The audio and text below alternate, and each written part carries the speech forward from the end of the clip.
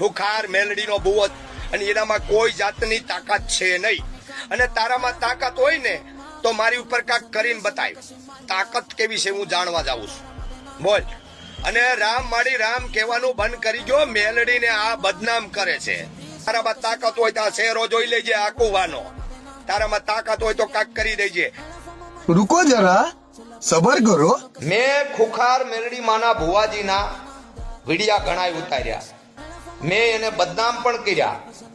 તો એના બદલે આપણે માં મેલડીની માફી માંગીએ છીએ. સોરું કસોરું થાય, માવતર કમાવતર ન થાય, આપણે કોક દી કે નમીએ ને તો એ જ ગમે.